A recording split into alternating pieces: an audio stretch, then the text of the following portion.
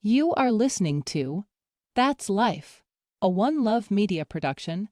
In this episode, we will be discussing sensitive topics related to suicide, including mental health struggles and personal experiences. We recognize that this may be triggering for some listeners. If you or someone you know is struggling with suicidal thoughts or feelings, we encourage you to reach out for help. Resources are available, and support is out there. Please take care of yourself and listen with caution. Thank you for tuning in. Hey everyone, welcome back to That's Life. I'm your host, Kyle Fields, and today we're diving into a topic that is often relegated to hushed conversations and closed doors: suicide awareness. This isn't just another episode. It's a crucial conversation that could quite literally save a life. For far too long, suicide has existed in the shadows, an uncomfortable topic no one wants to touch. Too often we hear phrases like, "That's too dark to talk about." But let's be real, what's darker is the solitude of suffering in silence. Today, we aim to illuminate this conversation and bring it into the light. We're not here to gloss over statistics or sugarcoat the realities. Instead, we're addressing a stark truth. Suicide affects so many lives, far too many to ignore. It's a pervasive issue that can touch anyone, regardless of age, gender, or background. So today, we're doing what this show was built to do: breaking the silence. Together, we're going to talk about the reality of suicide and the staggering statistics that inform this heartbreaking issue, the role that faith and community can play in combating the crisis and offering support, and real and practical steps you can take, whether you yourself are struggling or know someone who may be.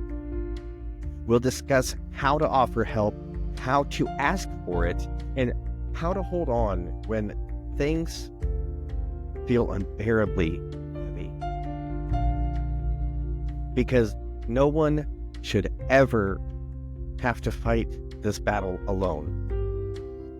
Not if I have anything to say about it. So let's get into it. Segment 1. The reality of suicide. Let's start with some hard truth, because it's vital we face the gravity of the situation head on. Right now, suicide stands as the 12th leading cause of death in the United States, claiming over 47,000 lives each year. For every one person who dies by suicide, an estimated 25 more attempt it. That means we're looking at a staggering number of individuals struggling silently, often feeling trapped in their pain, like they're alone in a crowd.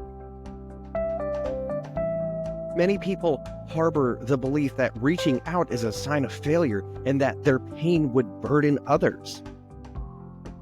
They feel ashamed, isolated, like their suffering is something they need to endure on their own. This is crucial to understand. People who contemplate suicide often don't want to die.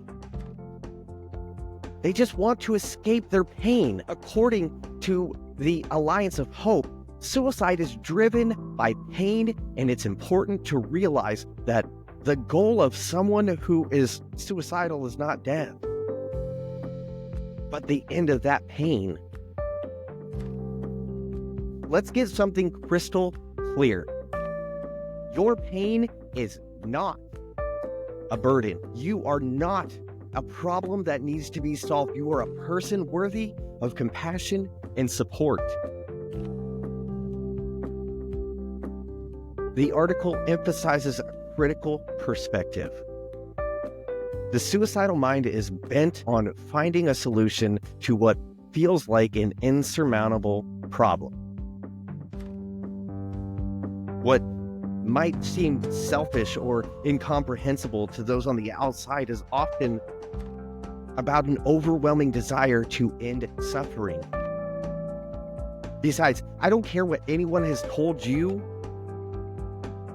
or what the whispers in your head try to convince you of. I care. I promise you, there are people in your life who care too. If you're struggling, I need you to hear me loud and clear.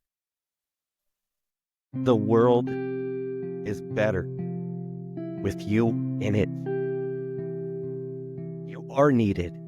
You are loved. And your voice does matter. The Alliance of Hope states, understanding that suicide is about resolving pain may help us have empathy for those who are suffering and begin to break the stigma and isolation around mental health.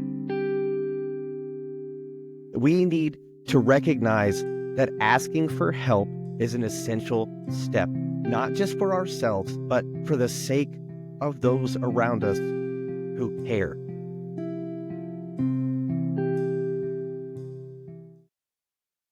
Segment 2.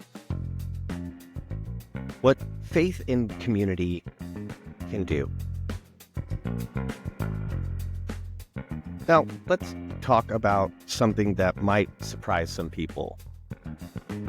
What the Bible says about this. Because let's be real, for years, churches didn't always handle this well.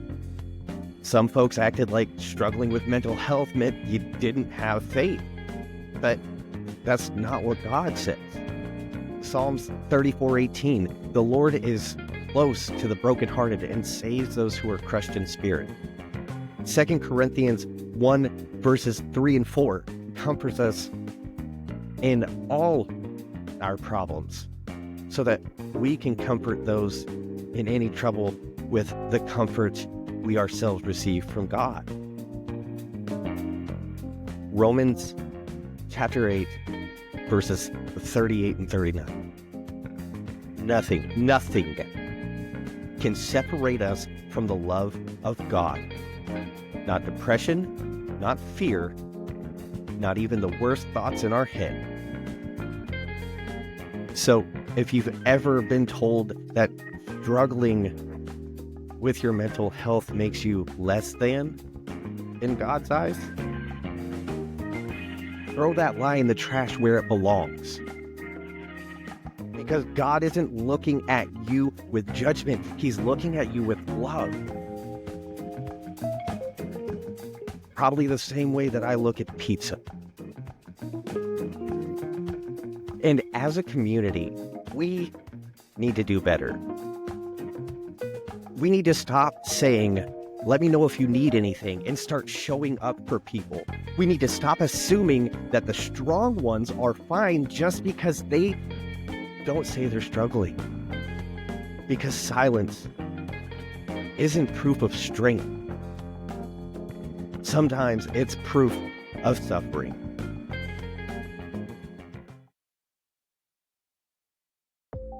Segment 3. What to do? Real steps.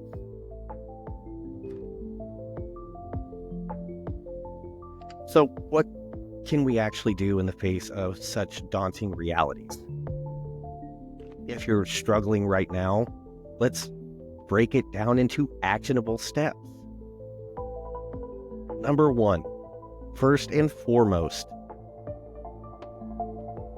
tell someone. I know this may feel like the hardest thing in the world to do, but I promise you, letting one trusted person into your pain can be the catalyst for breaking the grip of isolation. Take a deep breath and find a friend, a family member, or a mental health professional to talk to. You don't have to carry this alone. Number 2, remember that your feelings are temporary. Life can throw unimaginable hurdles your way. But I need you to hold on to this truth. Even in the worst of pain, it will pass. Emotions are often fleeting, and while it may feel unbearable in the moment, there is hope beyond darkness. Commit to holding on for just one more day, and then do it again for another, and then another. Number 3, find professional help. Understand that seeking therapy isn't a sign of weakness. It's a profound act of self-love. Medication isn't a failure either. It's a tool that can help you restore balance and hope. Know that you deserve support. Now, if you think someone else is struggling, here are some things that you can do to help them. Number 1, check in. And don't just do it once. Consistently ask how they're really doing, because sometimes the bravest among us hide their struggles behind a smile. Number 2, ask directly. Don't shy away from the hard questions. Phrases like, "Are you thinking about suicide?" may sound intimidating, but asking that question can open a door to honesty and connection. Remember, it won't plant the idea. It could remove the stigma around discussing their feeling.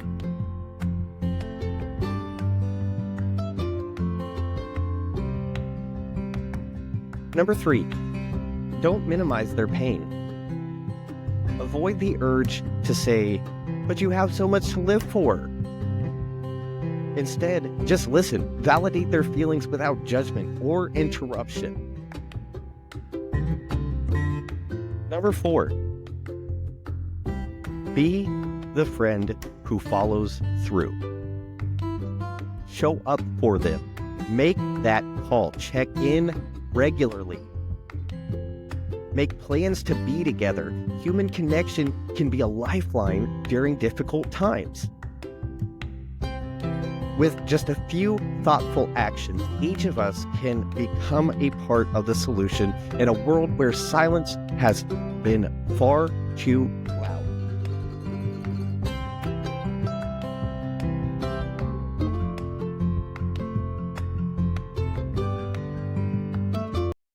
This is one of those episodes that will sit with me for a very long time, because I know someone is listening right now and they needed this.